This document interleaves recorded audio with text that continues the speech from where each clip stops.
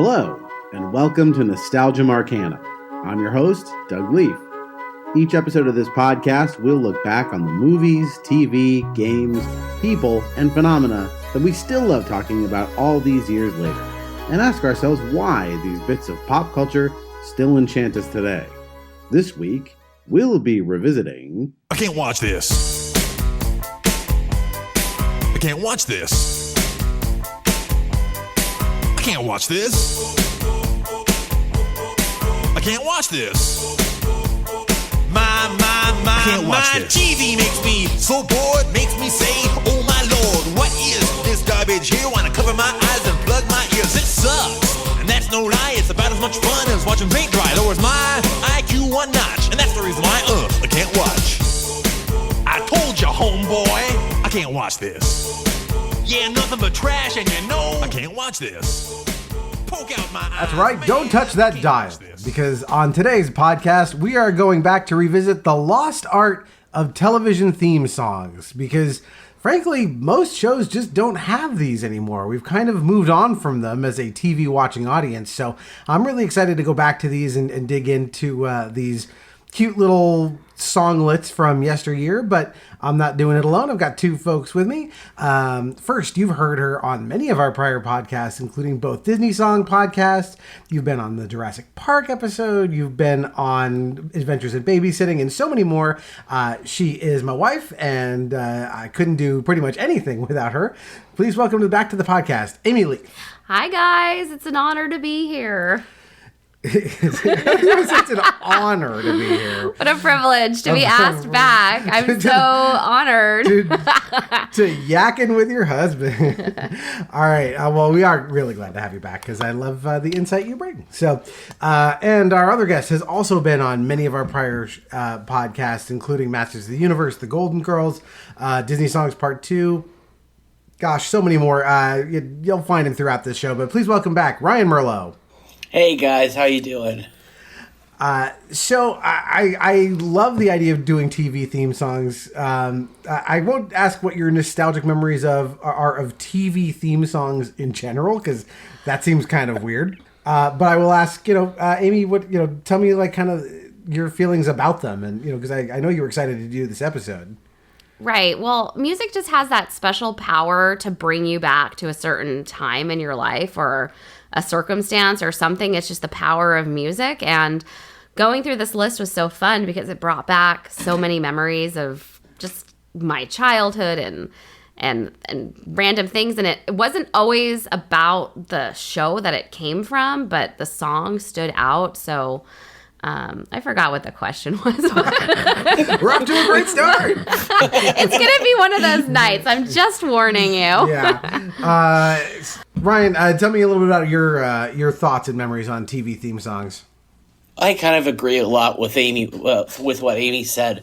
I think film and television shows and movies go so well together. I think it ignites the same part of our brain, and a lot of these songs get in your head and you just can't get them out of your head. And it reminds me of the TV shows. And I think there's two types of songs that I think of when I think of TV, those songs that are written directly for the actual show, and then the songs that are written for the show but are more of a general song. And so it's interesting to see my list because I definitely have a mixture of both. And I think that it's when somebody writes a song that's specifically for a TV show, it's really hit and miss. And it was fun to go through them. And, some of these are real hits and some of them are real misses. But, this was I just really enjoyed, and I brought back a lot of memories of me being a kid watching these shows. So I really enjoyed this podcast. Yeah, we're all roughly the same age. And so I grew up watching the same shows mostly as you guys. And I just remember singing these songs on the playground as if they were the same as radio hits. Mm-hmm. And I mean, in some cases, some of them were, but like, as you said, Ryan, it's interesting. Some of these songs are more like they can't live outside of the TV show they're in. They literally list off character names and stuff. And others would actually function as like a full length song. And some of them even have full-length, like, radio versions. So it'll be cool. And I'm curious. Actually, before we even get into our selection process, we really only had one rule, which was they have to be songs that are written for the show. They have to be songs, so they have to have lyrics. So, like, Game of Thrones is an all-time great TV theme, but there's no lyrics. The lyrics also had to be meaningful in terms of their, like, length. So, like, The Simpsons is 2 words. That's not enough to qualify for this. Maybe we'll go back and do, like, theme music as opposed to songs. But so everything we have tonight are going to have lyrics, and they have to be for the show. So, for example, the most recent season of True Detective, the theme song was Billie Eilish's "Bury a Friend." So that song predated the show by years. They just said, let's buy it and use it. We were looking at stuff that was you really more closely associate with the show. But other than that, people were free to use whatever criteria they wanted. So, Amy, I will ask you, what criterion did you use to try and make your list? This was hard because a lot of the songs that I wanted to pick were songs that were not specifically from the TV show. So I ended up putting a ton of them on honorable mentions, and I don't know if that qualifies or not as honorable mentions, but I figured I had to mention them, or we'll have to do a second podcast of TV theme songs that are actually songs. That's too unwieldy a title. It's a little too niche. But the criteria, I mean, it's what I talk about on all these music podcasts that I do is, like, is it catchy? Does it have a cute hook? Does it have a nice melody? Does it have fun lyrics? Does it, bring something back to me? But yeah, I'll dive into it when I go through each of my songs. But really, just, do I like it? Is it a good song? Is ultimately how I picked. Yeah, Ryan, how about you? What did you use to make your list? I think for me it was if I watch the show, because I'm sure that there's a plethora of great theme songs that are out there that I didn't choose, and that's only because I didn't watch the show. So my biggest criteria was songs that come from shows that I actually watch.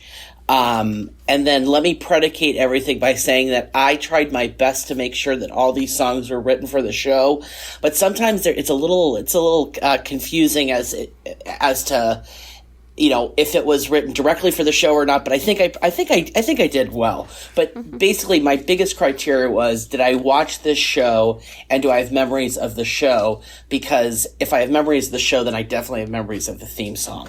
So. Yeah, and I think of any topic like this we've done, I think this is the night to be the least picky about the rules. For sure. It's interesting. My process was... Whoa, wait a second. Kind of the opposite. Whoa, wait.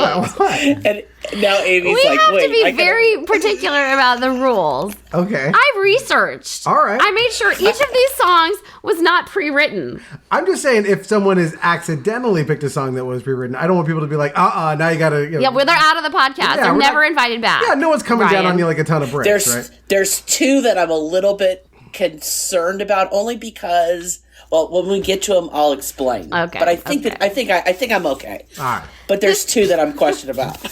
This cannot be the podcast that breaks our friendship, is what I'm saying. Yeah, exactly.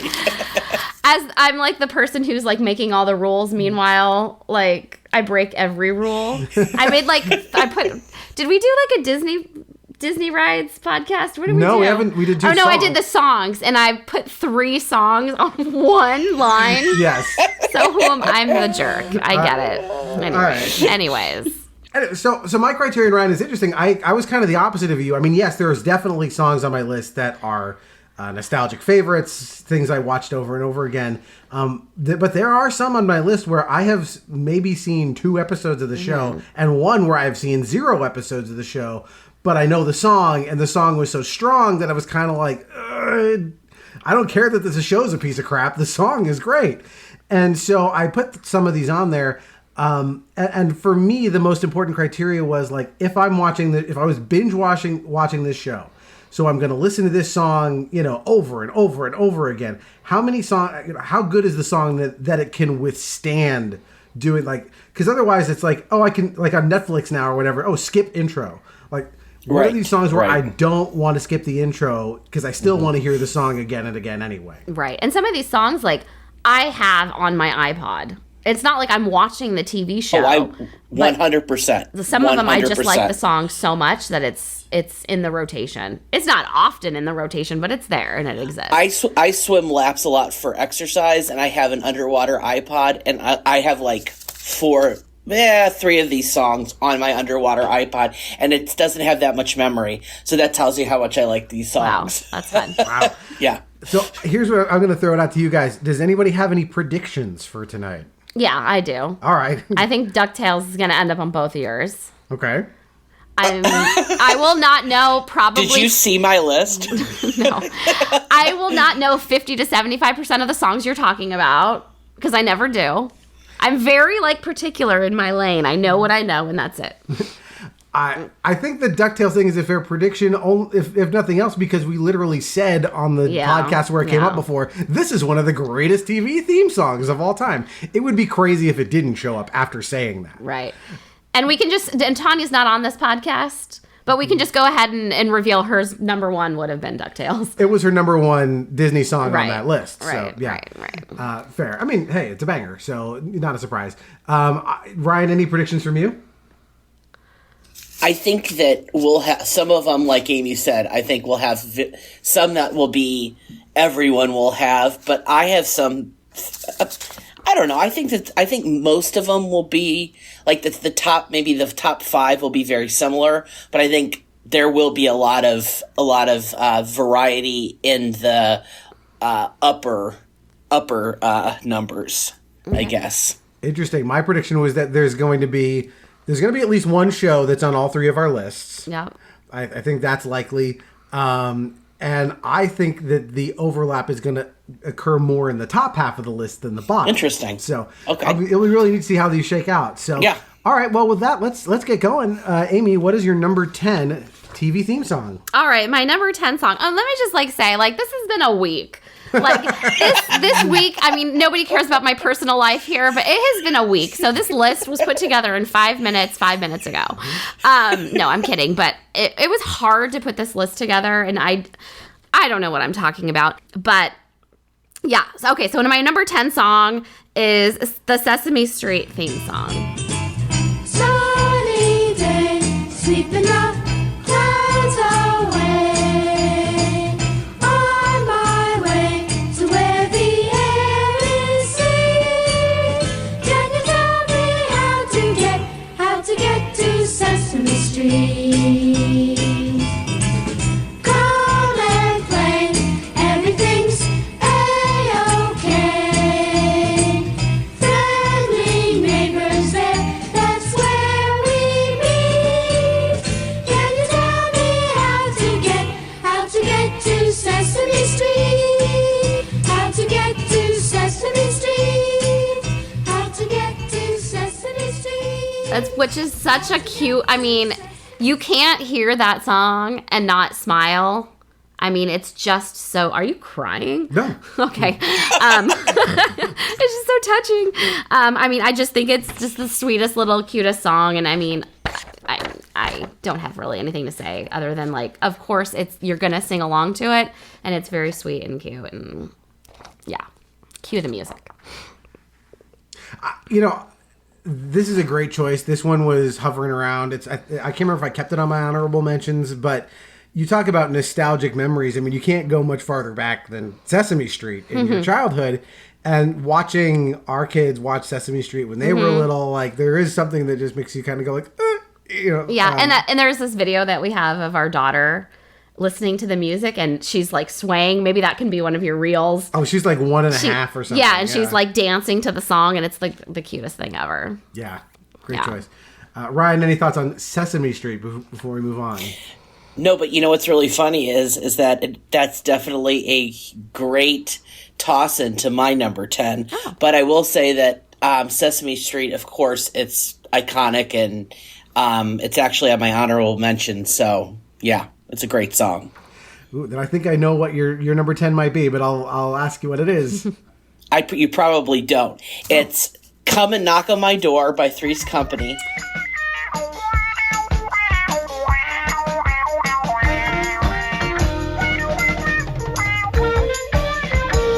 Come and knock on our door. Come and knock on our door. been waiting for you. We've been waiting for you. Where the kisses are hers and his, Three's Company too. Come and dance on our floor. Dance on our floor. Take a step that is new. Take a step that is new. Weave a lovable space that needs your face. Three's Company too. You'll see that love is above again. Laughter is calling for you. Down at our rendezvous. Down at our rendezvous. Three's Company too.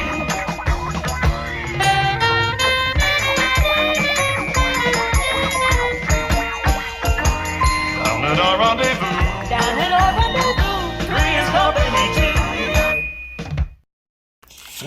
Three's Company, and the reason is the writer Joe Raposo wrote a lot of things for Sesame Street. In fact, he could have written the theme song, but they came to him for the Three's Company theme because of his work on Sesame Street. So I thought that was kind of so I thought that was kind of interesting that that Sesame Street connection is there.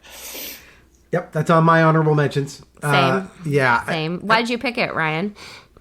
I loved Three's Company when I was a kid. It was probably my favorite sitcom in the 80s. I know my parents really liked it, so we watched it a lot. I loved Suzanne Summers, and I just thought it was a cool, it was radical at the time. Two women living with two women and a man living together. I just really loved the show, and I thought it was hilarious. I thought, everything was just great, and the song was, just the opening credits, because in those days you couldn't zoom past them.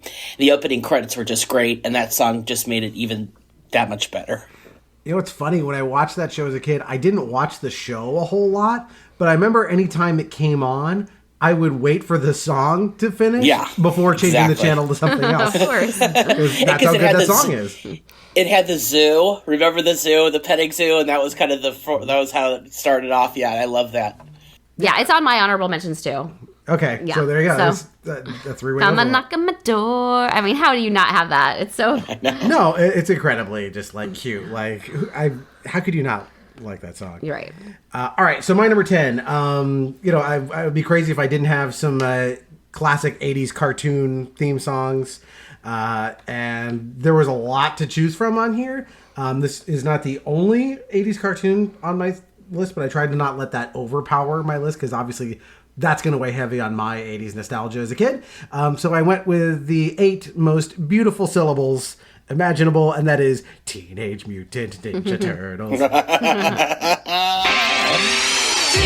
Mutant Ninja Turtles. Teenage Mutant Ninja Turtles. Teenage Mutant Ninja Turtles. Heroes in a half shell.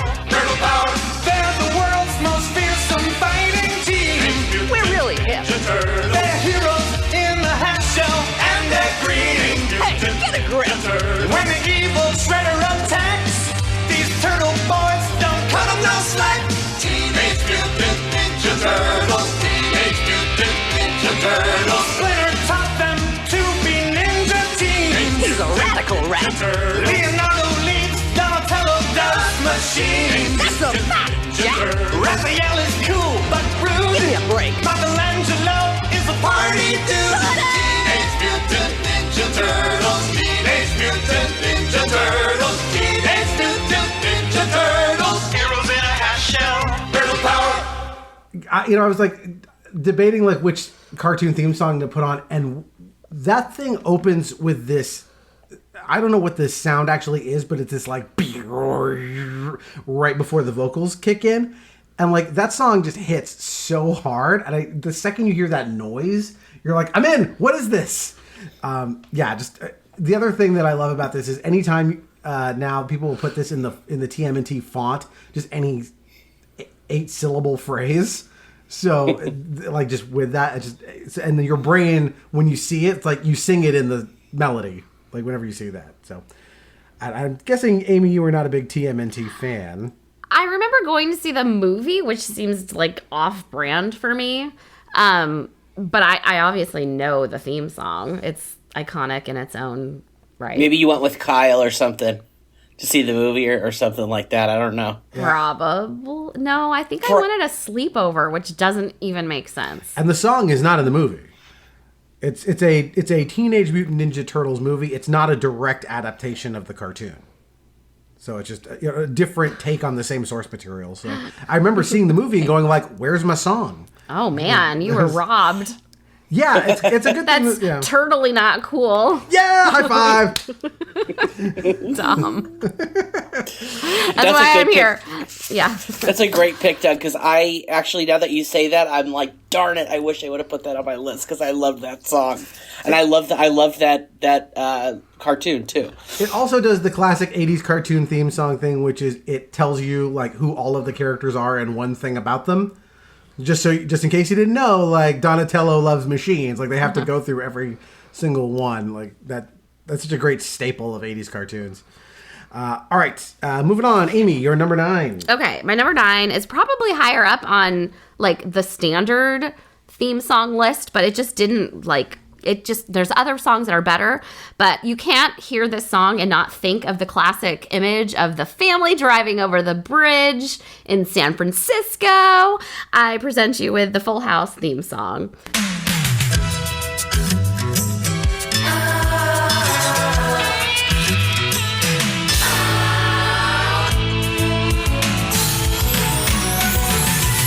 Whatever happened to predictability? The milkman, the paper boy, evening TV. Did I get delivered here? Somebody tell me, please. This whole world confusing me. Clouds as mean as you ever seen. Ain't a bird who knows you're true. Then a little voice inside you whispers, don't sell your dreams so soon. Everywhere you look, there's a heart, a hand to hold on to. Everywhere you look, there's a face of somebody who needs you. Everywhere you look, when you're lost out there and you're all alone, life is waiting to carry you home. Everywhere you look, everywhere you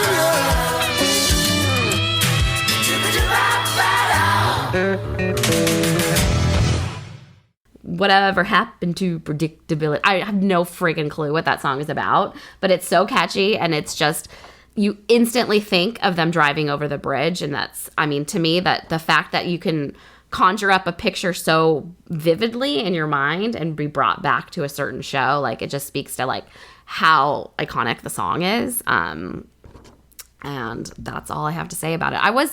I liked Full House, but I wasn't like a diehard fan. But a good, I mean, we all watched that show, right?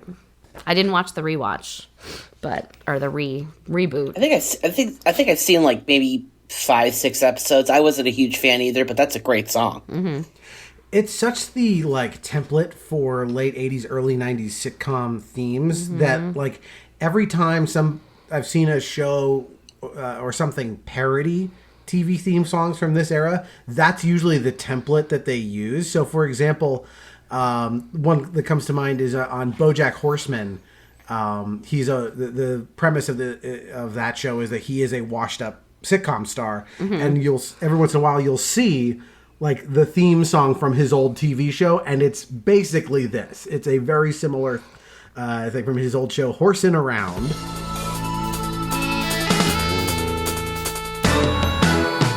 Three little orphans, 1, 2, 3, without a home or a family tree. Until this horse said, live with me, and now we got a new family. We're laughing and learning and loving a lot. Every new day is a dream.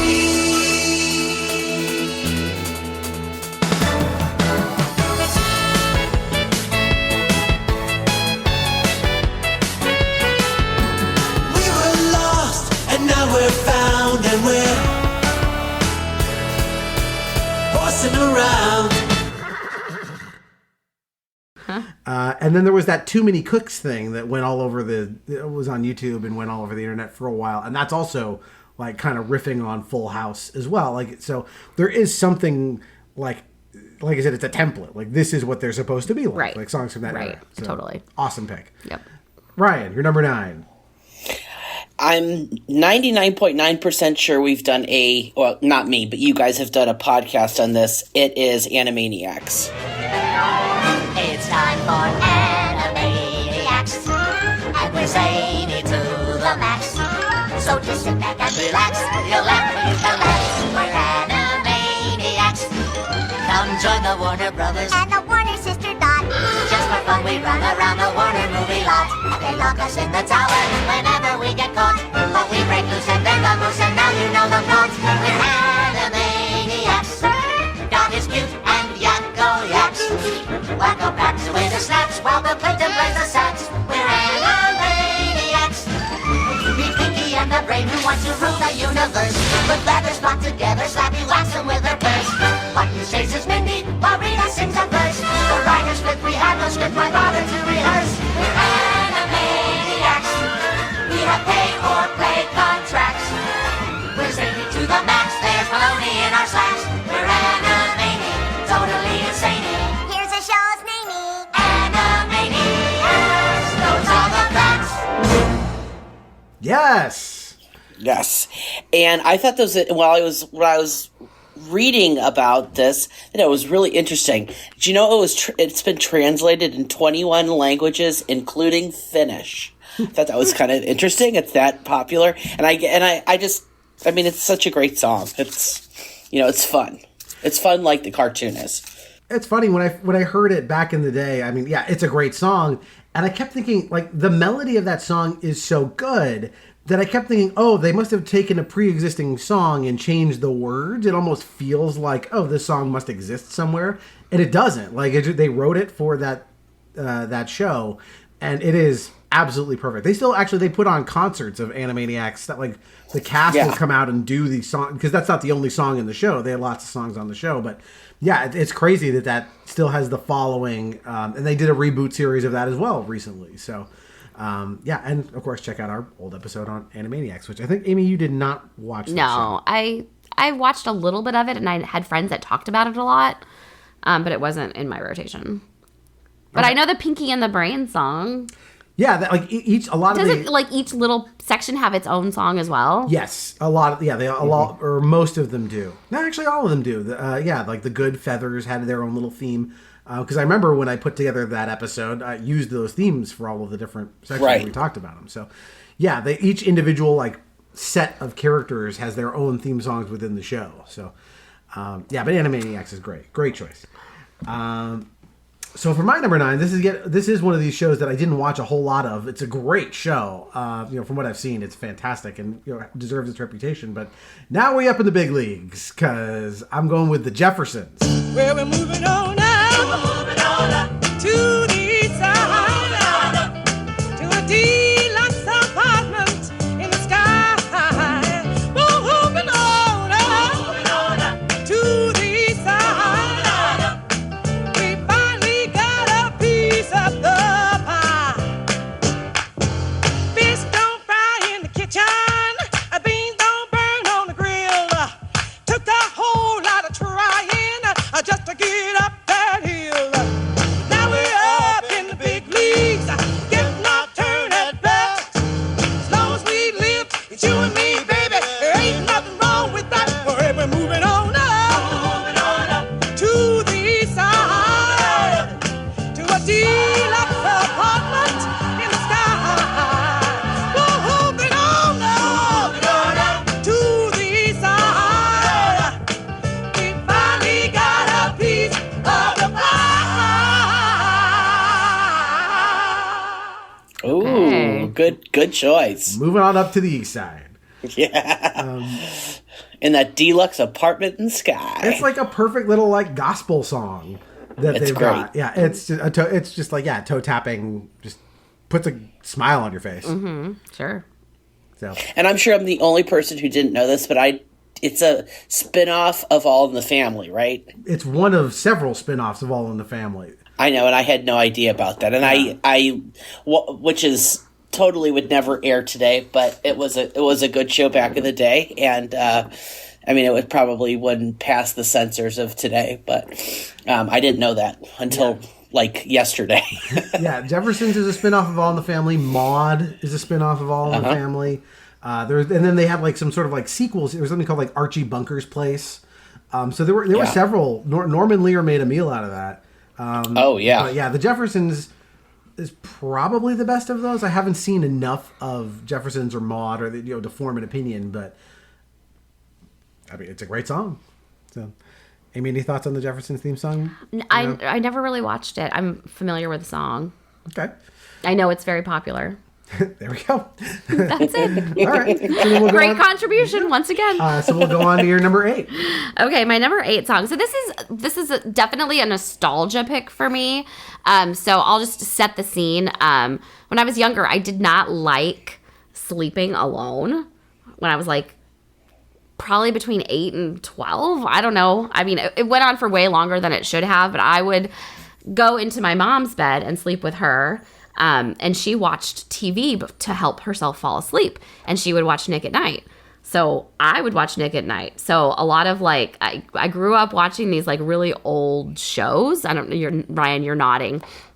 And I think most of the songs were mostly like musical, so they didn't qualify for this list, but this particular show is just a really funny show, and there's no chance it's on anyone else's list. Maybe not, but it's Green Acres.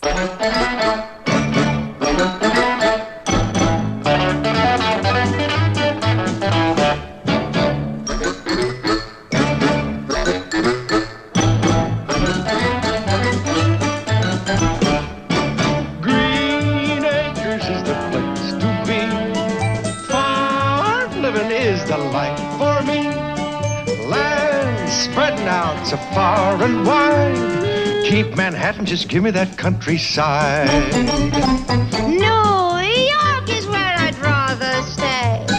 I get allergic smelling hay. I just adore a penthouse view. Darling, I love you, but give me Park Avenue. The chores, The stores, fresh air. Times Square. You are my wife. Goodbye, city life. Green Acres, we are there.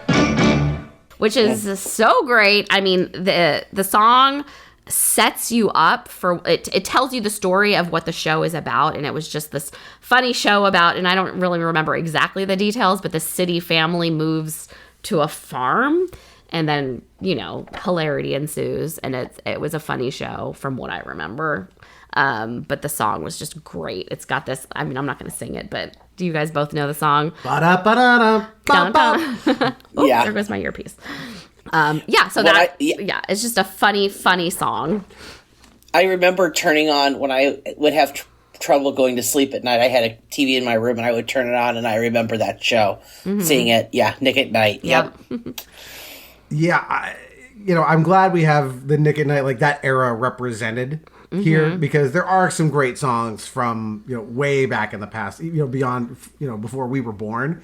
But Nick at Night was a great way to kind of like absorb some of these classic sitcoms and stuff that now, like, I don't even know where you can find some of these things. Right. I mean, I wish I could rewatch some of these shows, like the Donna Reed show and like Three Brothers or something like that. I watched a fair amount of Bewitched. I remember that. Yeah, sure. Yeah. There's a lot of amazing shows that were funny, really funny shows.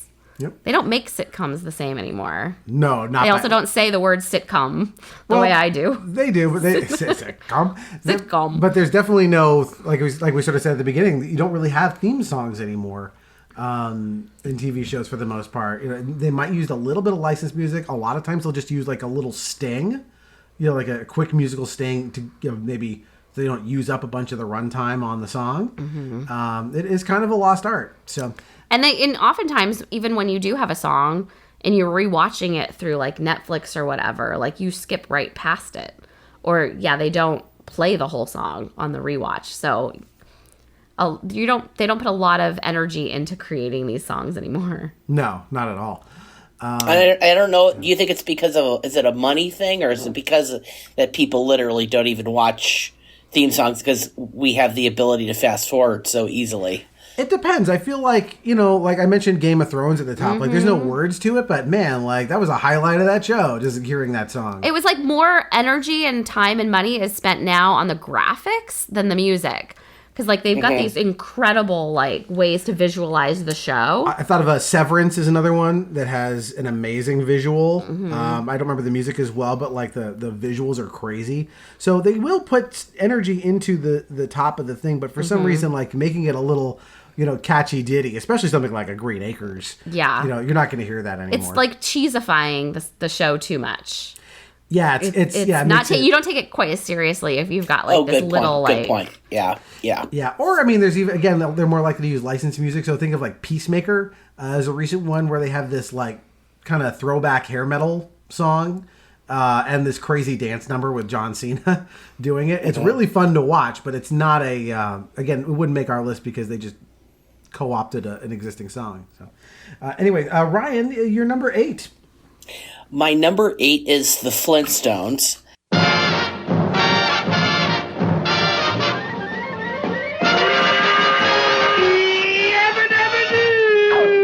Flintstones, meet the Flintstones. They're the modern Stone Age family. From the town of Bedrock, they're a page right out of history. Let's ride with the family down the street through the courtesy of Fred to Pete. When you're with the Flintstones, have a yabba dabba do time, a dabba do time. We'll have a gay old time. And it's so I was looking back and the first 2 seasons had a different song, but this is like the Flintstones, meet the Flintstones, that one. And it was actually composed by Hanna-Barbera, which is the people who brought you has brought you so many different, the 2 guys brought you so many different cartoons in that era. But yeah, I think that, any kid, at least growing up in the 80s, has to know that song, and has to know that song pretty well because it was so ubiquitous during that era. Oh, yeah. Again, the show that went off the air before we were born, somehow we all watched a ton of the Flintstones. And, of course, none of us knew that it was meant to be a spoof of the Honeymooners. But, it was... I didn't know that. Yeah. I still don't know that. No, Fred Flintstone is Jackie Gleason's... the voices are the same. And Barney Rubble is also Ed Norton. Hey, Fred. Like that voice. And Barney. Like both of those are meant to be Jackie Gleason and Art Carney. But that song was ever... I remember singing that song in the playground as a kid, and probably bunches of kids had made up, inappropriate sets of words in place of the original song, which I wish I could remember now, because I feel like that was definitely... Some version of that was sung, and it was not the original lyrics. Any thoughts on the Flintstones? No. Okay. Sweet. That'll save us some time. You can cut that. No, I'll keep it. My number 8 is also from the Nick at Night era, because I wanted to make sure I had something kind of classic from that time period. And this one you'll still hear on Halloween, and it's... Of course.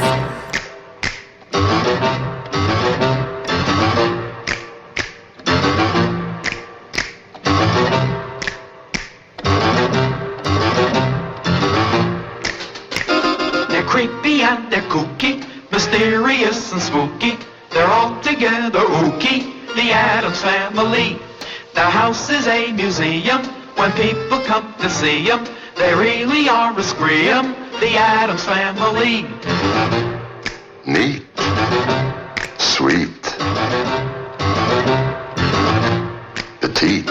So get a witch's shawl on, a broomstick you can crawl on.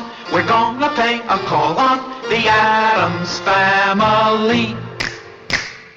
Of course. Yeah, I've been hearing it a lot lately. For some reason, at our daughter's gymnastics, they put together some sort of Halloween mix for when like the kids were there doing Halloween stuff, and like it's still somehow in rotation. I feel like every time I go to drop my daughter off and watch her gymnastics class, I'm going to hear the Addams Family theme and the Munsters theme because they're in some kind of like mix together that they have. So I've been hearing it a lot lately. So it was on the brain and kind of going like, oh yeah, a classic. Like, yeah. And I love the way they kind of use that little thing. If you've watched Wednesday, which is pretty good, Danny Elfman worked that da-da-dum.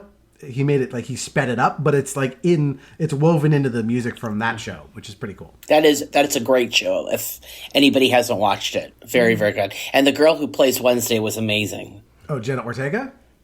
Yeah, Jenna Ortega. Yeah, she's great. Yeah, and I really I at some point I want to watch the old Raul Julia movies with the kids. I think those are a lot of fun. Oh, you haven't seen those? I've seen that. They're very good too. Yeah.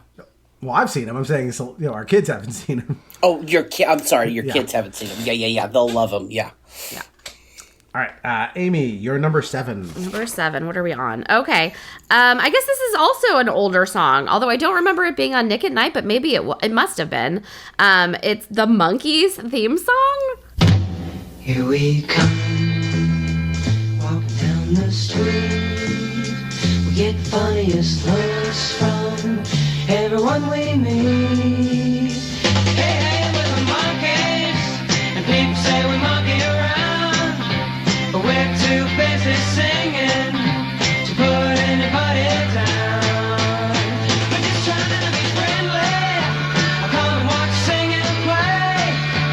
We're the young generation, and we got something to say.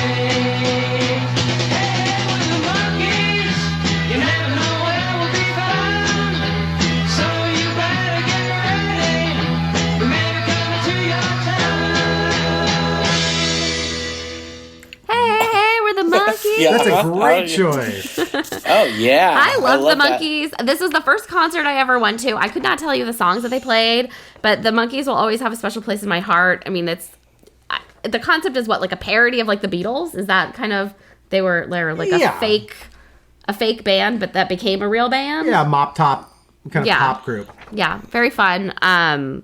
Didn't really watch. I mean, it was like a almost a variety show. Yeah. Don't remember much about it, but that song is one of the songs that is on my iPod. It's, if I had an iPod, I have a phone. But yeah, great song. It's a fantastic choice. I can't believe I didn't think of it. I can't believe you didn't think of it either. Yeah. I can't believe we haven't had any overlap at all. Well, we're about to, because my number 7 is Hey Hey We're the Monkees. No! I love it when this happens. Yes. It's, how couldn't you have the Monkees? Such a great song. Yeah. You failed, Doug. I did fail. That's not my number. It's not on my list at all. It slipped my mind. I forgot it was a TV theme song. Oh man. Yeah, that's great. I mean, it was hard researching because I kept new things every time I would type in like songs with original, theme songs, like new songs would keep popping up, and I knew I was going to miss something. I'm sure I will. I mean, there's so many to choose from. Mm-hmm. Yeah, I mean, and there's just no way to get to all of them. But yeah, a great choice. What a wonderful, catchy little song that is. I mean, now I'm going to probably have that in my head like all night long now. I mean, it's one of those songs that just sticks in your head. It's fun. It's really okay fun. that it's in your head, though. Like, it's a fun song. Yeah, you're all right with it. Absolutely. I'm totally cool with it. Yeah.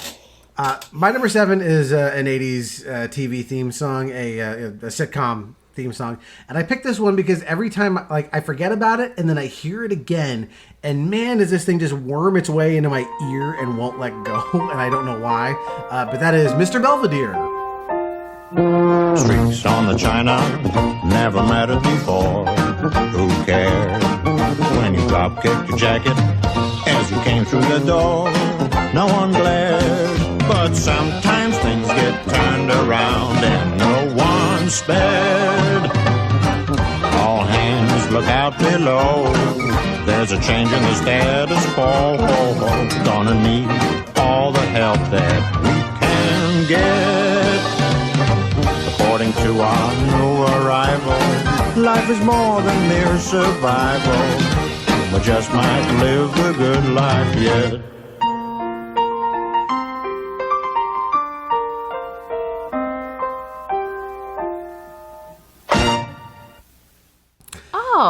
Oh, that's how what does it go?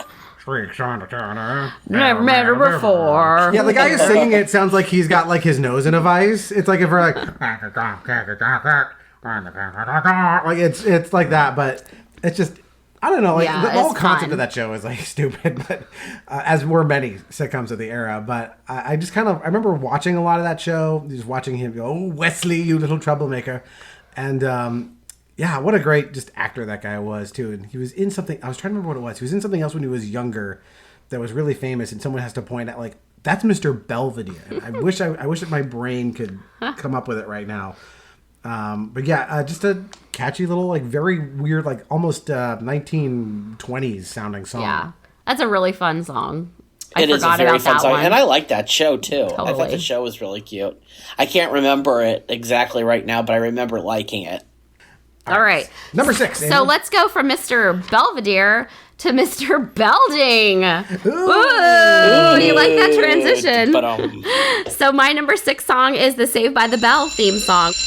When I wake up in the morning and the alarm gets out of warning, I don't think I'll ever make it on time. By the time I grab my books and I give myself a look, I'm at the corner just in time to see the bus fly by. It's alright, cause I'm saved by the bell. If the teacher pops a test, I know I'm in a mess, and my dog ate all my homework last night.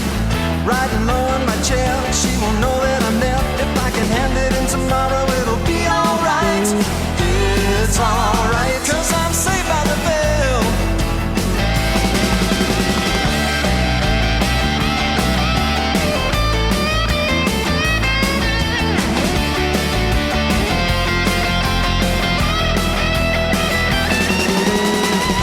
It's alright, cause I'm saved by the. It's alright, cause I'm saved by the. It's alright, cause I'm saved by the bell. Which is just so... It's 90. Is it 80s or is it 90s? It's kind of like right on the edge there. It's right on the cusp. Yeah, I can't remember. And it kind of exactly. captures that essence of that time period. And like, if I close my eyes and I hear that song, I see like the colors, the opening with like the, you know, like triangles and like different flashy neon colors. It's like literally like if you want to try and convey this is late 80s, early 90s, you show like those patterns, Yeah. those types of like kind of neon, just Like squares, swirlies. and squiggles. Yeah. Yeah. And such a great, I mean, when I wake up, it's like, it's just so good. And see our old episode on Saved by the Bell as well. We did that one. Yeah. I loved that show. That was a great show. I would do a rewatch. I wonder if Celeste would like that. I bet she would. She might like that. I think she would like that. I mean, I think that's like a total, Yeah. I think it's total early 90s fun. Yeah. Mm-hmm. Great choice. Thank you. All right, Ryan, you're up. Number 6. Okay, so my number 6 is from a very, very, very, very popular show called The Big Bang Theory. The whole universe was in a hot, dense state that nearly 14 billion years ago expansion started. Wait, the earth began to cool, the autotrophs began to drool, Neanderthals developed tools, we built a wall. We built the pyramids, math, science, history, unraveling the mystery that all started with a Big Bang. And it was written by the Bare Naked Ladies. And it's the Big Bang theme. I would say it's easily the shortest one on this list, on anyone's list. Yes. Because it is, I believe, 17 seconds long? 30. Well, the guy was tasked with writing a song, and he was told, write the history of everything in 32 seconds. Yeah, he was asked by Chuck Lorre to write the theme song after he attended a Bare Naked Ladies concert. And Chuck Lorre had this, like, they knew that they were going to do this show, but they had another theme song, so they basically went to a Bare Naked Ladies concert, and they were like, yes, please write us a song. And this was a song that came with it. I had a hunch this would show up on somebody's list tonight. Wasn't sure whose. Yeah. But yeah. This is it's funny, Ryan, because I know that you're a big Young Sheldon fan, and you're like a mediocre Big Bang fan. Well, okay, so I started watching that universe, but I started watching Young Sheldon because I had a friend who said, you've got to watch Young Sheldon. So I watched Young Sheldon before I watched Big Bang, and I love Young Sheldon. But there is talk about a nothing theme song. It's like there's no lyrics or anything like that.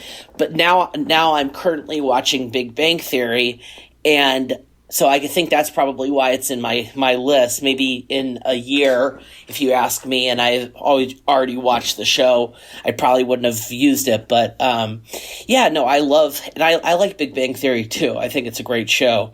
But I really like the Bare Naked Ladies too. I love how they do really, really fast lyrics and in a lot of their songs. So I enjoy it. They're a fun band live. I've seen them once or twice. They've got great energy. Yeah. Oh yeah. Yeah, they're a little. They got a little. They Might Be Giants kind of energy. They're sort of nerdy and fun and upbeat. Yeah, it's a cool pick for a theme song too because it is so different.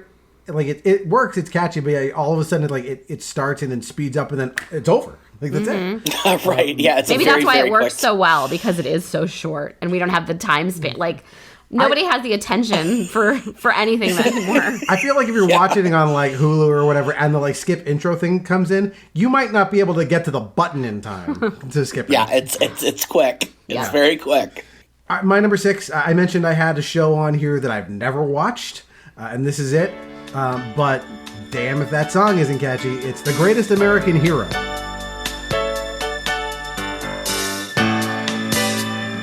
Look at what's happened to me. I can't believe it myself.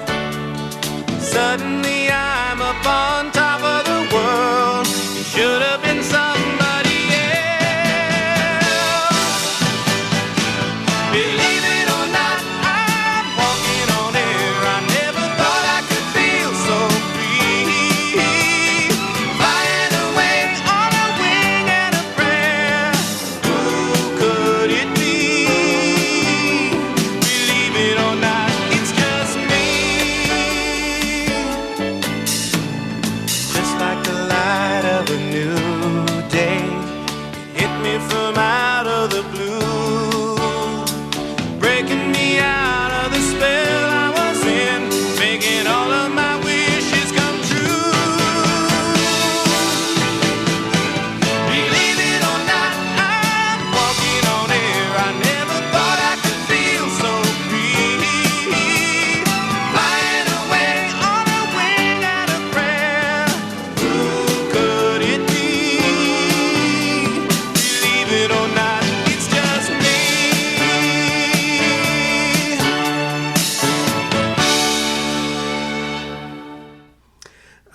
Which you'll know when you hear it. Believe it or not, I'm walking on air. Of course. Oh yeah. Everyone knows the song. No one remembers the show. The show, it looks like nonsense. It's a story of... It's actually not a terrible concept. I think if you did it right, it could be kind of fun. But basically, he is an ordinary Joe who somehow stumbles across this suit that was left by aliens.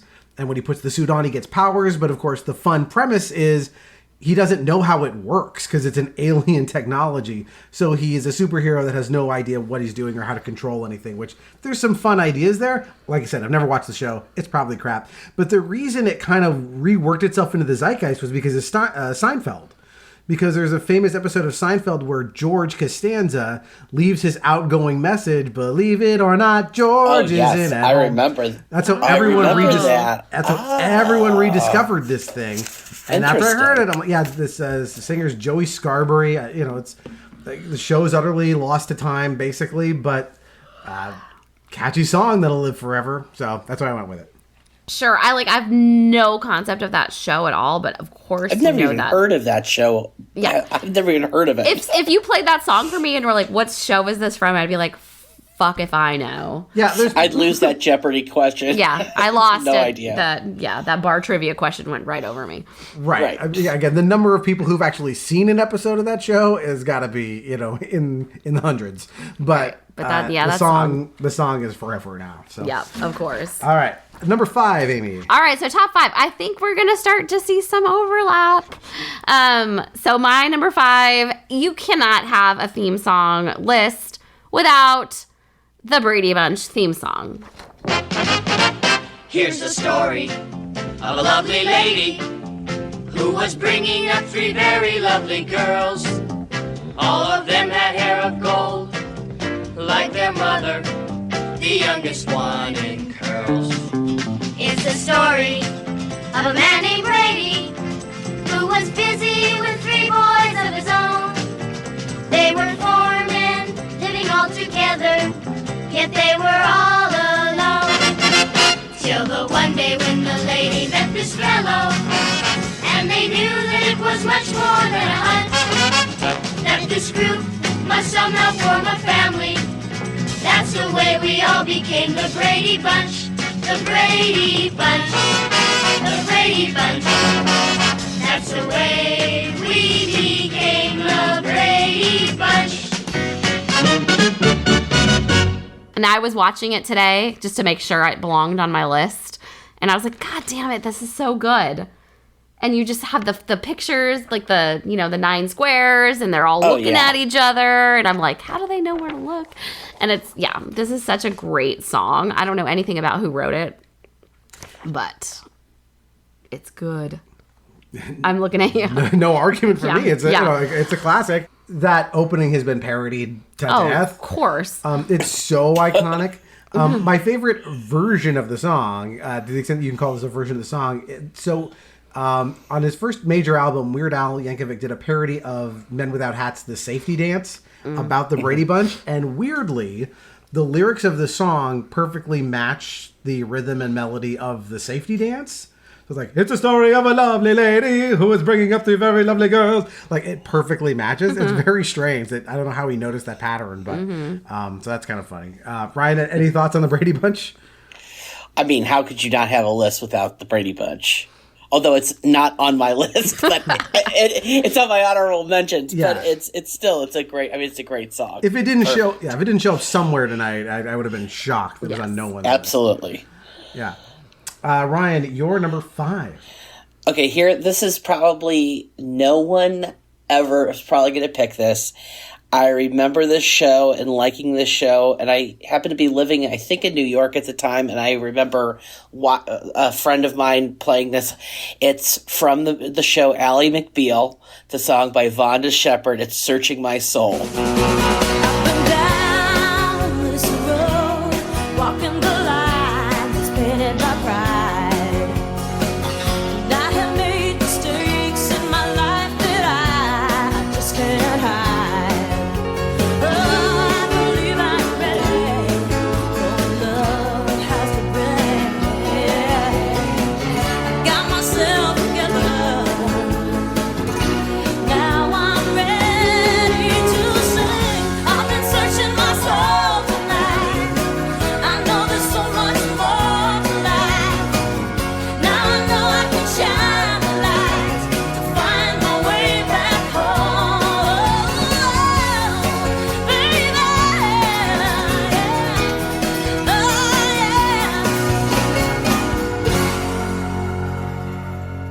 And funny story, while I was researching this, David E. Kelly, who I think produced Ally McBeal, I think he was married to Michelle Pfeiffer at the time.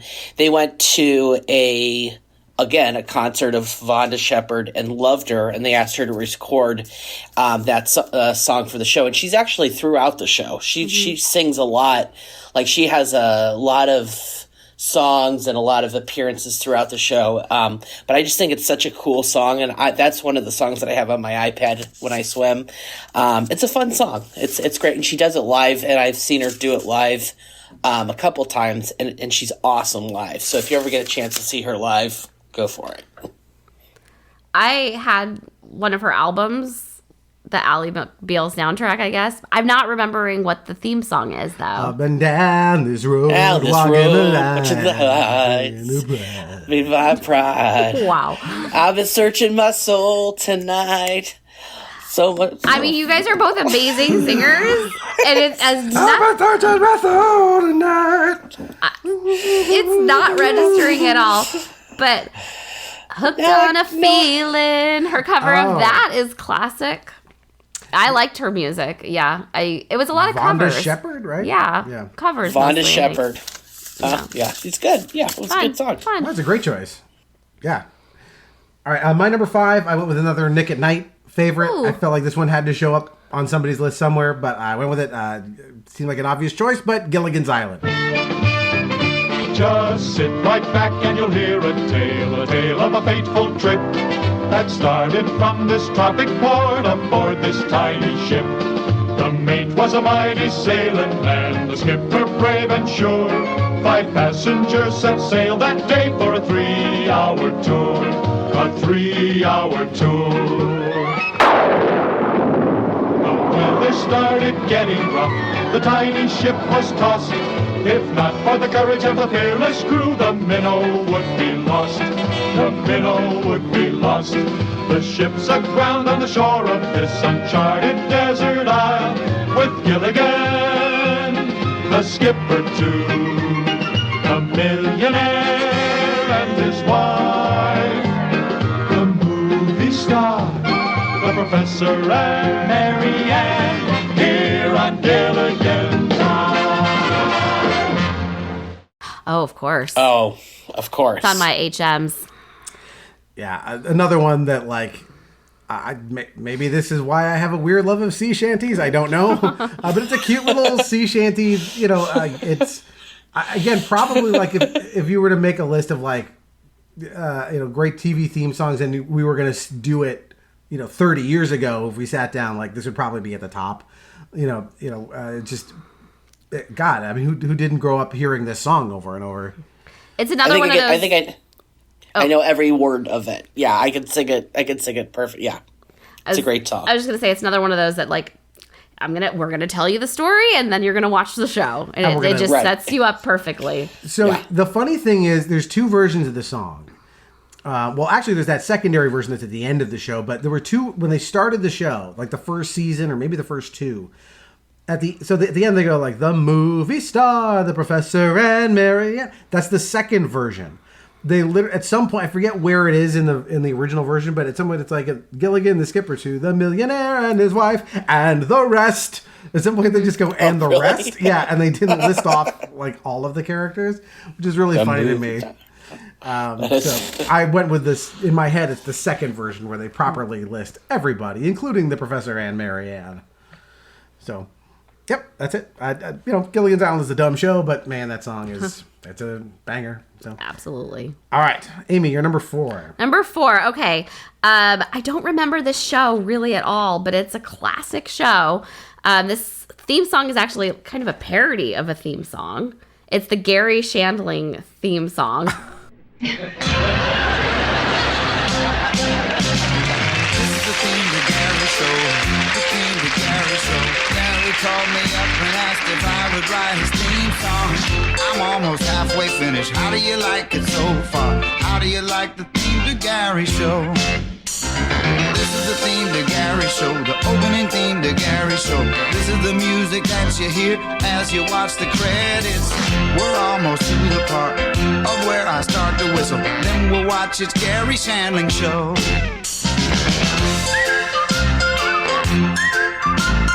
This was the theme to Gary Shandling Show. Yes, it's a great idea. And I was reading about the song today, and it's they actually wrote the song, and this is the theme to Gary Show, the opening theme to, I know all the words, and I haven't seen the show in 30 years, but they wrote the song. Gary asked someone to write a theme song in an elevator, and they actually literally wrote the song on the whole elevator ride. Talk about an elevator pitch. I mean, seriously, Right. that's how long. That's basically how long the song is. And the fact that they just wrote it on the elevator ride. It's so funny. It's just, it's like it's very meta and funny, and but also happens to be like a great melody, and it's really funny to me. The only thing I can think of that's kind of remotely like that story of like the guy dashing it off in the elevator is I talked about this way back when I did a podcast on Michael Jackson's Thriller, but the dialogue that Vincent Price says in the song was similarly like dashed off at the last possible minute, literally like the morning before it had to be recorded. So yeah, it's funny that sometimes that like time pressure yields a great idea. So Yeah. cool. Ryan, any thoughts on The Gary Shandling Show? I don't know the song. I don't know the show. I'm probably You're gonna love it when you hear it. Okay, good. You're gonna next time I see you, you're gonna have to play it for me because I have nothing to add to that. Sorry. That's all right. All right. Ryan, you're number 4. It is Tiny Toon Adventures. We're tiny, we're toony, we're all a little loony. And in this cartoony, we're invading your TV. We're comic dispensers, we crack up all the senses. On Tiny Toon Adventures, get a dose of comedy. So here's at the acres, it's a whole wide world apart. Our home sweet home, it stands alone, a cartoon work of art. The scripts were rejected, expect the unexpected. On Tiny Toon Adventures, it's about to start. They're furry, they're funny. They're Baz and Buster Bunny. Montana Max has money. Elmira is a pain. He's hunting and plucky. Busy devil yucky. Furballs are yucky. And Go-Go is insane. At Acme University, we earn our Toon degree. The teaching staff's been getting laughs since 1933. We're tiny, we're toony, we're all a little loony. It's Tiny Toon Adventures, come and join the fun. And now our song is done. And I love this.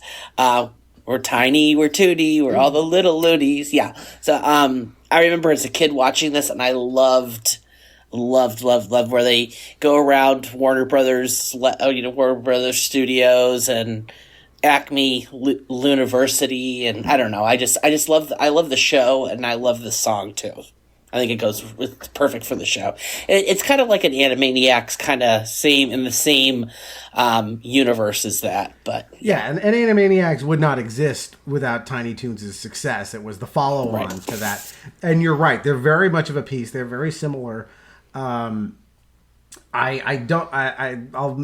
say it's on my honorable mentions. I'll mention it now. But Freakazoid, which was the follow-up to Animaniacs, also had a great theme song, which was really weird and silly. I love that show. That Gone Too Soon. Very, very weird. But yeah, like the Tiny Toons theme, again, I had the same thought about that one that I had about Animaniacs, which is like, did they just change the lyrics to some other song I have heard before? Nope. It's just one of those melodies that's like perfectly constructed. Really good. Yeah. Yes. It's perfect. And it goes well because it's kind of a crazy song, and the show's kind of, the flow of it goes so well with the show.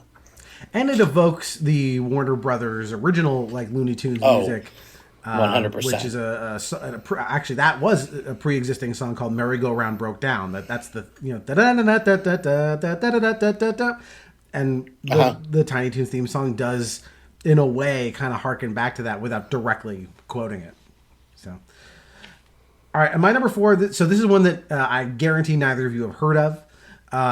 This is an obscure pick, but one that a show that I absolutely loved as a little kid, and we did do an episode on this series, and that is a cartoon that was on Nickelodeon in, I want to say, 86 or something.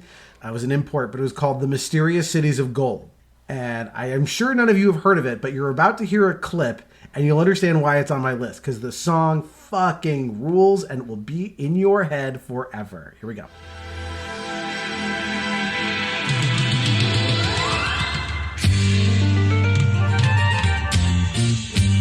Children of the sun, see your time has just begun. Searching for your ways through adventures every day and night. With the condor in flight, with all your friends in tow, you search for the cities alone.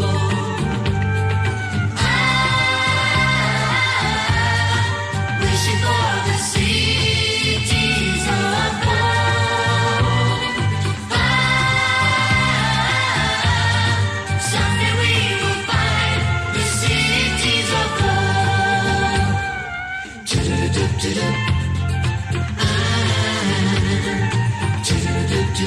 Cities of gold.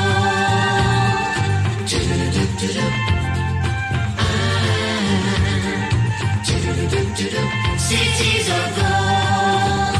Children of the sun, someday soon you're gonna find that your destiny holds the secret, holds the key. Someday we will find the cities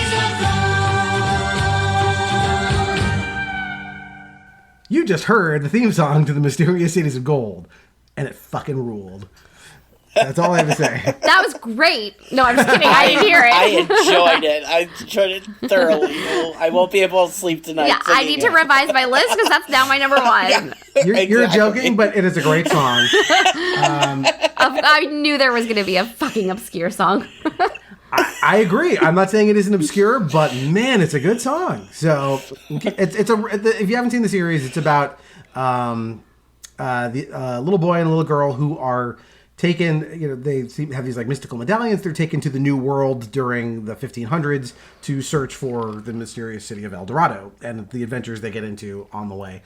All the score for the show is amazing. It's an old Saban cartoon, so it's got a little anime kind of look to it. But yeah, the music is amazing, including the theme song. So there you go, the Mysterious Cities of Gold. All right, Amy, you're number 3. Okay, my number 3, Ryan already mentioned this a couple of rounds ago, and it's the Big Bang Theory song. So we don't have to spend a lot of time here, but yeah, I love it. Great song. Love it. Love the show. Great song. Yep. Right. Moving on. Okay, so my number 3 is the Rembrandts' "I'll Be There for You" from Friends.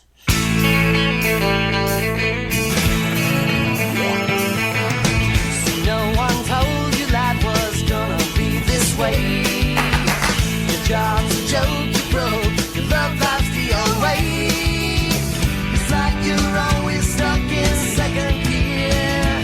When it hasn't been your day, a week, a month, even your year. But I'll be there for you when the rain starts to pour. I'll be there for you like I've been there before. I'll be there for you 'cause I'm there for you too.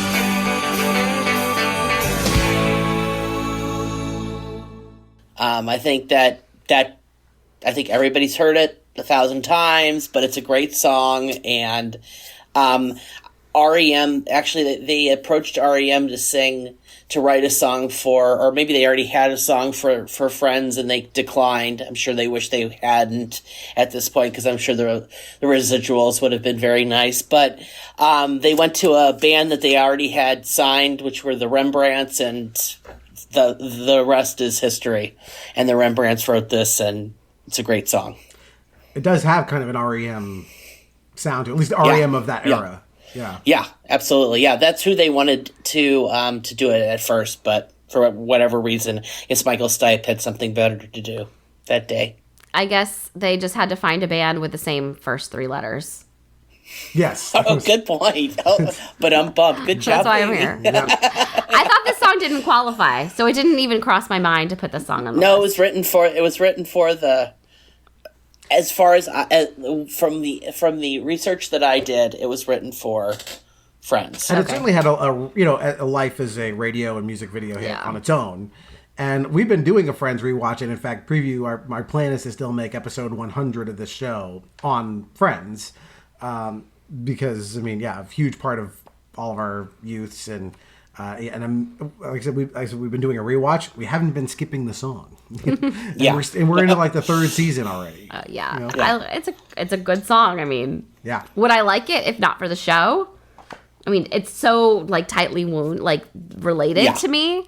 You can't hear that song without thinking of them dancing in the fountain. Right. It's a good song. And I think even people who don't care for the show will probably concede the song is damn catchy. I'm not a huge Friends. I'm like, there's people who absolutely worship Friends. I'm not one of those people. I can take it or leave it, but I love the song. The song is great. It's a great choice. All right, my number 3 is The Muppet Show. It's The Muppet Show with our very special guest star, Shirley Bassey. Yeah!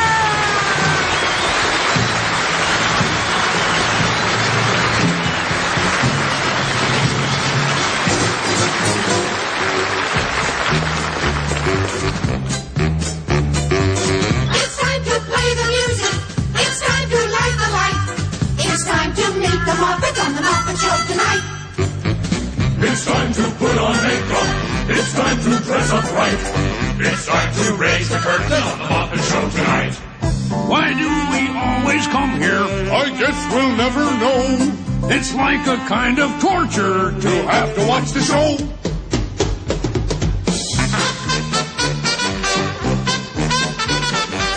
But now let's get things started. Why don't you get things started? It's time to get things started on the most sensational, inspirational, celebrational, motivational. This is what we call the Muppet Show.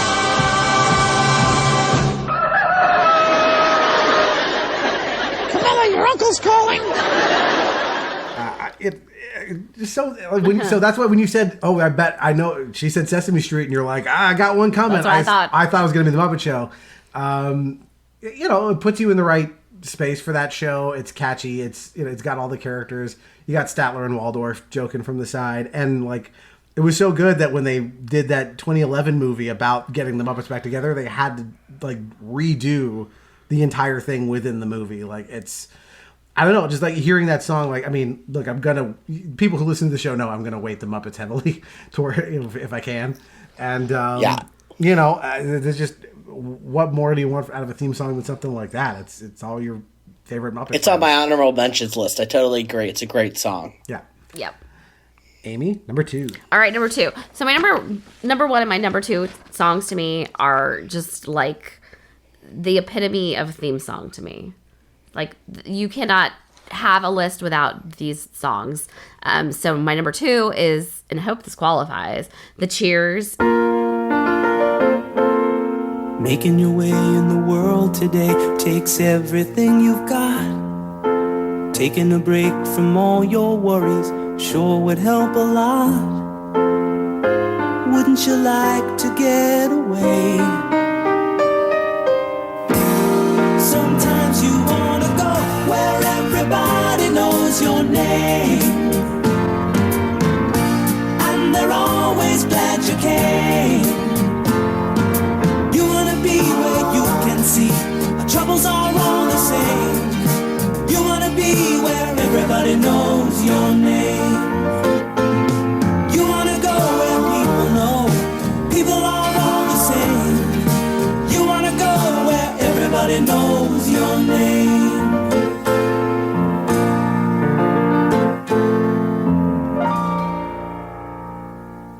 Making your way in the world today. This song was Emmy nominated. This is the one that's on my iPod. It's like the quintessential theme song to me.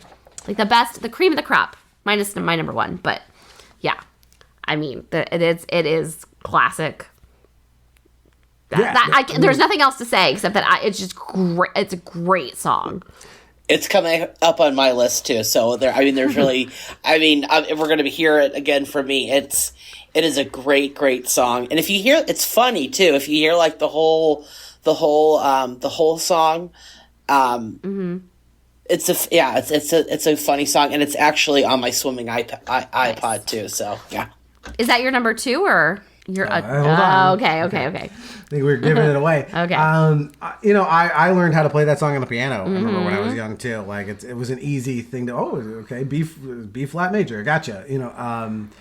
Incredibly just catchy song. I actually like Frasier better than Cheers as a show, and I was a little bit bummed that the little like tossed salad and scrambled eggs thing is fine, but it's not gonna hit you in the feels the way the Cheers song does. So. Well, and I love the message of the Cheers song. I mean, it's so great to go someplace where everyone knows your name. Everyone loves that. I mean, it's like home. Everybody. It's a great feeling to go to. And like I have, when I go into a restaurant that I go to a lot, and I know people and they know my name, it's like, this makes me want to continue going. If I'm gonna be an alcoholic, this is the place. Yes, exactly. I mean, it's kind of funny that it's like that's what you're singing about is a bar. Yeah, I couldn't imagine spending that much time at a bar all the time. No, God, no, God, no. Like, you know what liquor costs at the grocery store? It's a lot less, right? Anyway, but you don't have the friends. You don't have Norman. You don't have John Ratzenberger there to drink with you. You don't have Shelley Long to manage the place or whatever, or Kirstie Alley. Yep. Okay, so my number 2 is DuckTales. Life is like a hurricane here in Duckburg. Race cars lay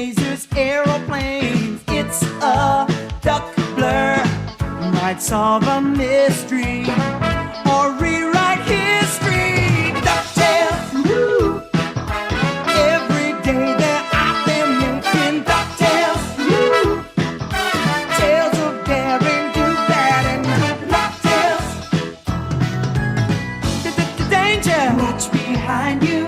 There's a stranger out to find you. What to do? Just grab onto some DuckTales, woo! Every day they're out there making DuckTales, woo! Tales of daring, do bad, and good DuckTales, woo! Not ponytails or cottontails, no DuckTales, woo!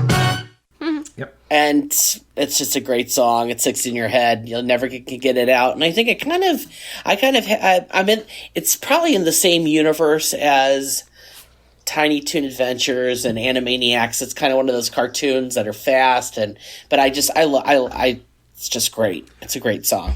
Yep, I got DuckTales as my number 2 as well. Ooh. Okay. Ooh. No shock there. It is.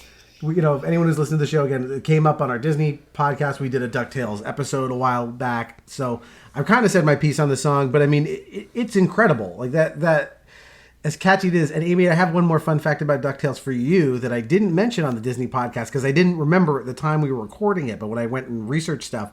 So one of the songs you picked for that episode as one of your favorite quote-unquote Disney songs is a little bit of a stretch, but was the Babysitter's Blues song from Adventures in Babysitting. Written by the same person? Written by the same person who wrote the DuckTales theme song. Oh, that's cool. Yeah, so, but like, I can't think of a better like cartoon theme song than that. Like it just, that thumping bass line through the whole thing and the little woo, like it just gives you everything you want, and then lead into the show, which is all about just incredible adventure. So, and it's a great show too, and so that's why that's probably my favorite as a kid. Probably my favorite cartoon. I mean, you know how much heart and soul you have to put into a show to make a crotchety billionaire the character you root for.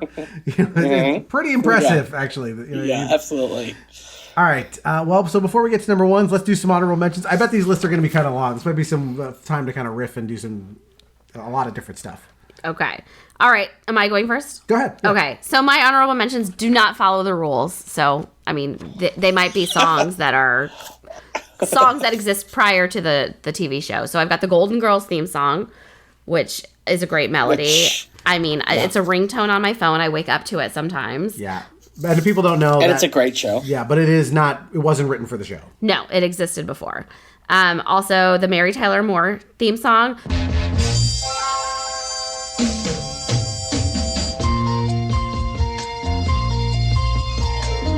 Who can turn the world on with her smile?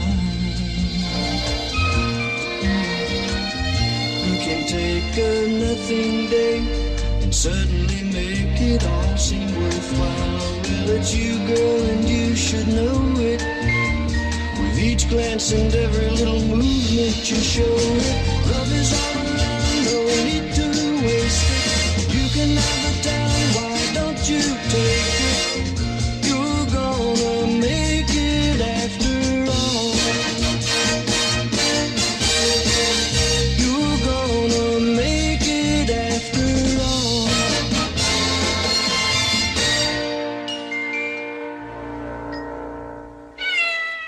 Who can turn the world on with a smile. That's a good one. Yeah. I've got the Fiona Apple song from The Affair, which neither of you, but it's just such a classic Fiona Apple type song, and it might actually have been written for the show, but it just didn't qualify. Like, it didn't hit as high. Does Fiona Apple have like another song other than Smooth or Criminal or whatever song? I didn't even know she sang anything else. How dare you? Get out of here. I love Fiona Apple. We saw her in concert once. We did. I've seen her multiple times in concert. She's phenomenal. She's an amazing writer. I'll make you a mixtape. Okay, sounds good. Speaking of mixtapes, Dawson's Creek, I don't want to wait for our lives to be over. That I saw Paula Cole, and is that Paula Cole, right? Yeah. She wrote that song for her grandfather and grandmother. It's about like World War II and him coming home, and it's actually a really deep song if you listen to the lyrics. But yes, it's a very good song. Yeah. She didn't write it for the show though. No, it was out for like a year before it was on the show. Yeah. SpongeBob SquarePants, although I wrote it down, SpongeBob SquarePanters. The Muppet theme song, Scooby-Doo. Mr. Ed, going back to our Nick at Night era. That's of course. That's of course. And then I got that's on mine too. Gilligan's Island and Three's Company, so other ones that showed up. Yeah, that's it. Cool. All right, Ryan? So we have a lot of the same. I have Gilligan's Island, Brady Bunch, Mr. Ed, and the Addams Family on mine. So I think all of them we've talked about already. So I have a long list of honorable mentions. This was hard. Like there were so many. They kept popping on and off my list. I want to have I was trying to find one recent theme song that was good. I went with Unbreakable Kimmy Schmidt.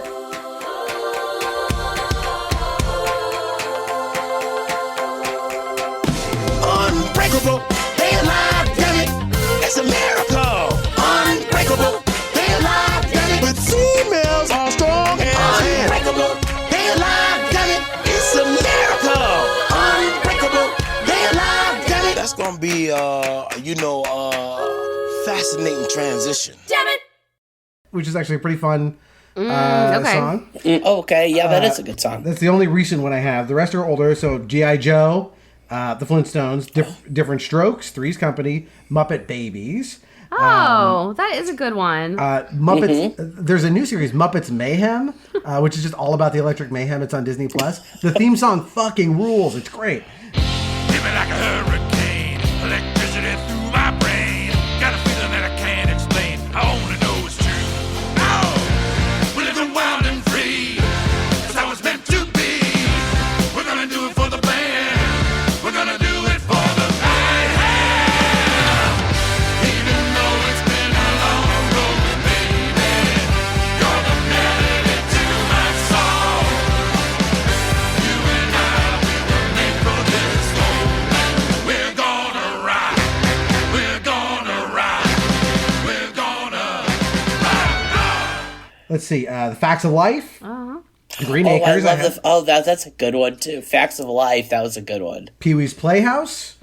Transformers. The Brady Bunch. WKRP in Cincinnati. Oh, there's a page 2. The only one I want to mention for page 2, which is I put on there, these are the licensed songs that I thought were really cool.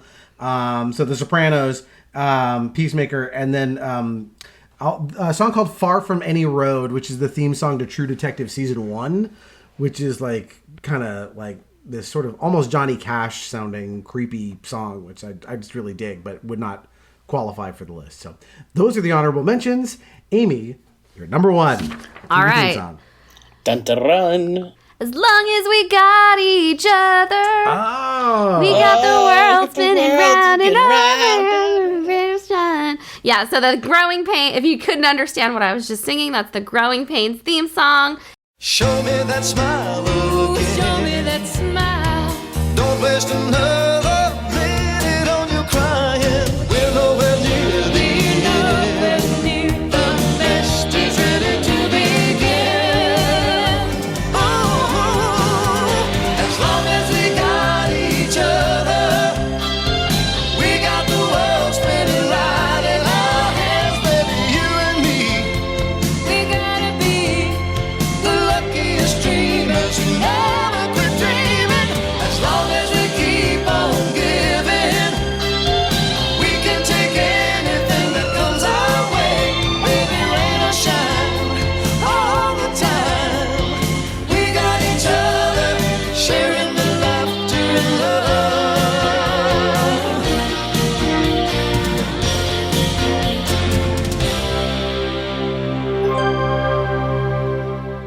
Everybody thinks it was written by Alan Thicke. It wasn't.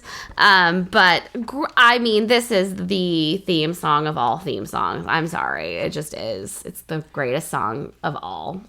It's a phenomenal choice. It is. Yeah, you Good don't job. have it, but I don't. It doesn't mean I it's a can't bad believe song. you don't have it. I can't believe nobody has the song. It is so good to I me. can't believe that is a really good song. It Yeah. is a good song.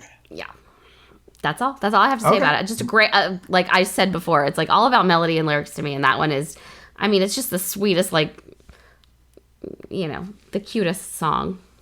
The lyrics are really sweet. I actually am going to go and listen to that after this. You're going to revise your list, and I want you to text me. I might have to revise my list after that because that is a good song. So yeah, Ryan, I think I surmised that our number 2s were the same, and I think our number 1s are the same. So on 3, 1, 2, 3. 2, 3. Cheers! Yeah, cheers! Wow, good. Yeah. You roll out of bed, Mr. Coffee's dead. The morning's looking bright. And your shrink ran off to Europe and didn't even write. And your husband wants to be a girl. Be glad there's one place in the world where everybody knows your name. And they're always glad you came. You wanna go where people know people are all the same. You wanna go where everybody knows your name.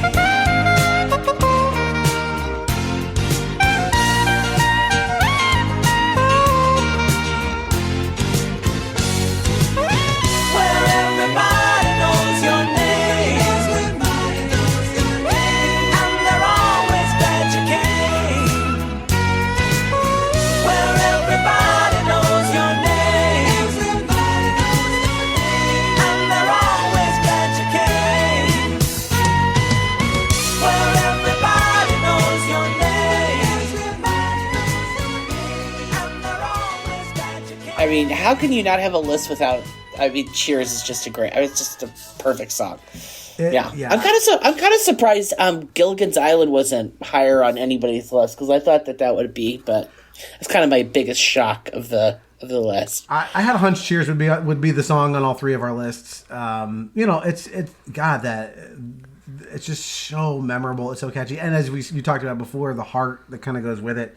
You know, about camaraderie is so good.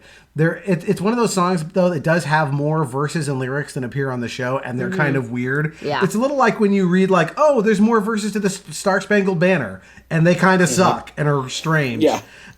So no wonder nobody sings them.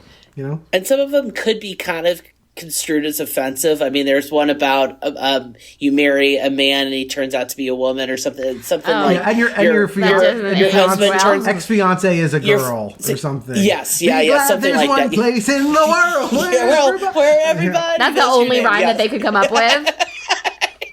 Do better. Yeah. Well, it's not in the show, so no, it's not in the show.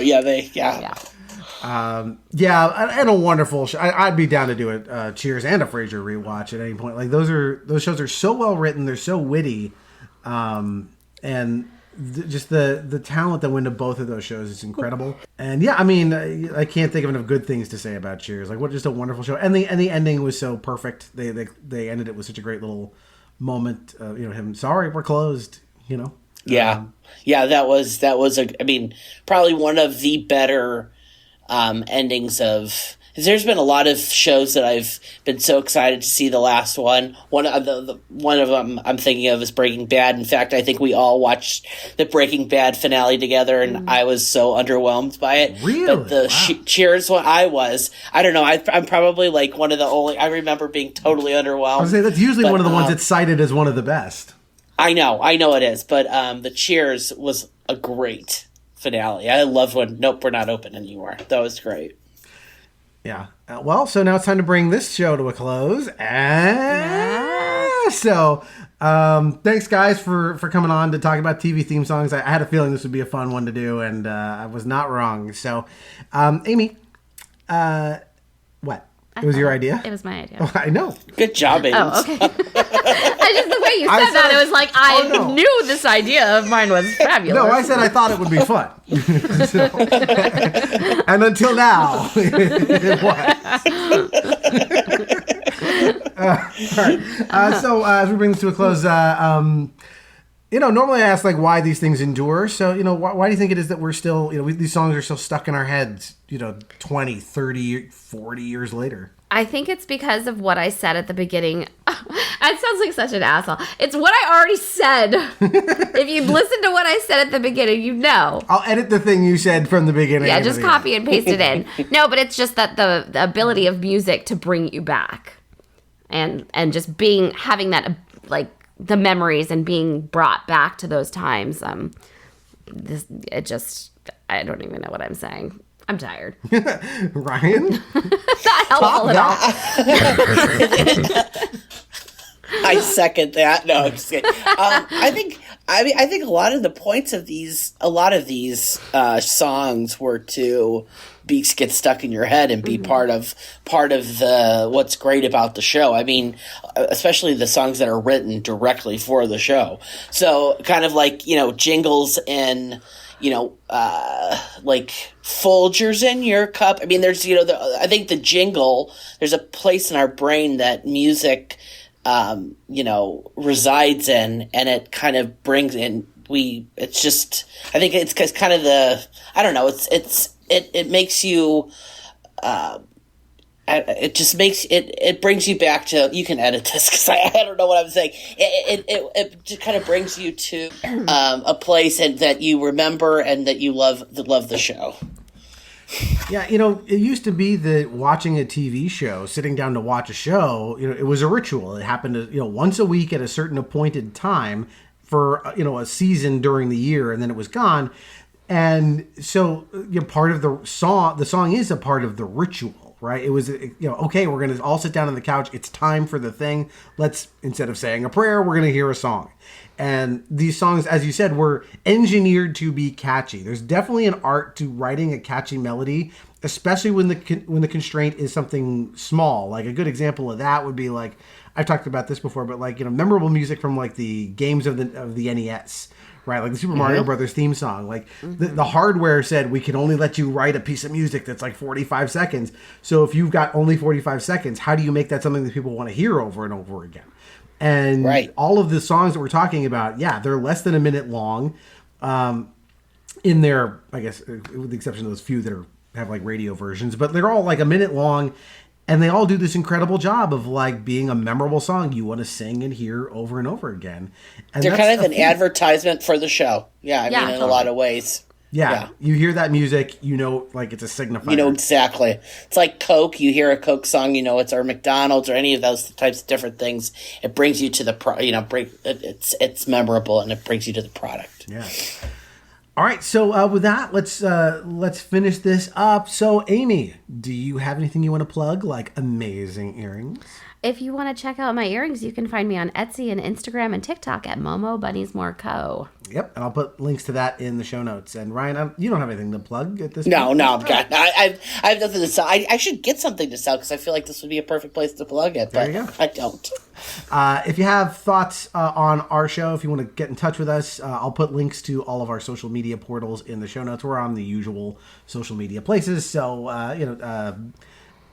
Twitter, Instagram, Threads, and BlueSky. We're on all those, and I'm also on TikTok, just screwing around, mostly doing impressions, but it's part of the show, so that's there.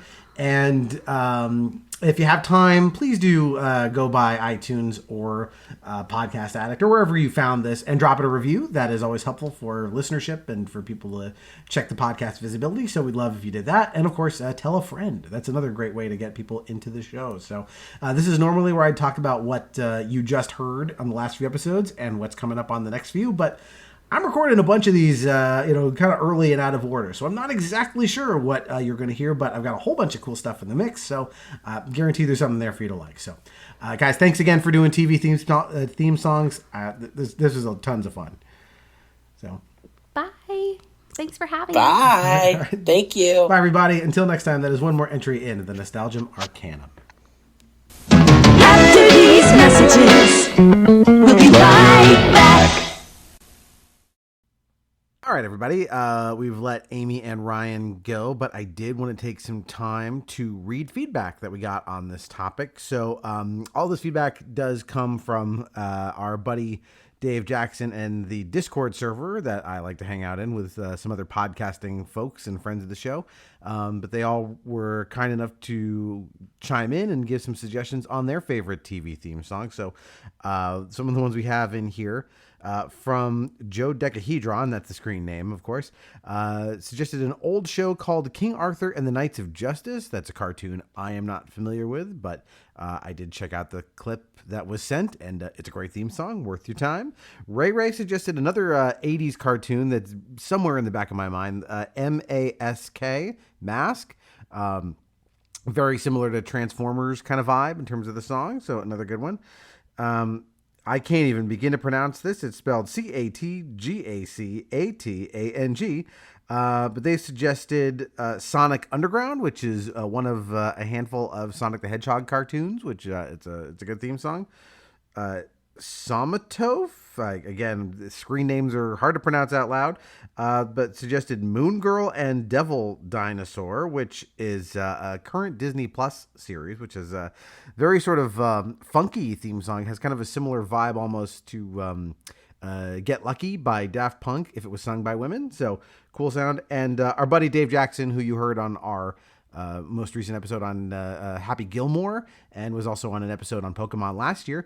He suggested a classic for 90s kids, Mighty Morphin Power Rangers, which absolutely, I think if you're in his cohort of 90s kids instead of our cohort of 80s kids, that's definitely a song you're going to pick. So anyway, thanks again for the feedback. If you have feedback you want to send in on this episode or any other, again, go to our social media portals and let us know.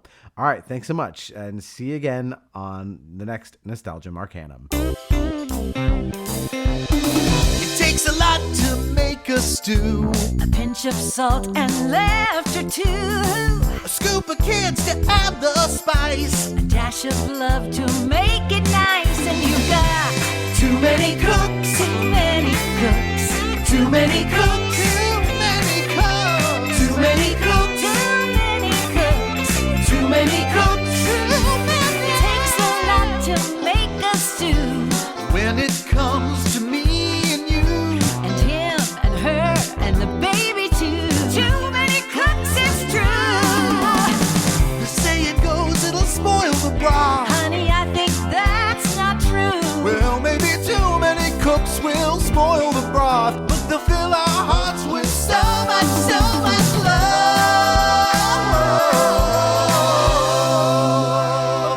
Too many cooks. A family is like a soup. Everyone adds an extra scoop. Mix an ounce of a smile so sweet. A dash of cool to add the heat. And you got too many cooks. Too many cooks. Too many cooks. Too many cooks. Too many cooks. Too many cooks. Too many cooks. Too many cooks. Too many cooks.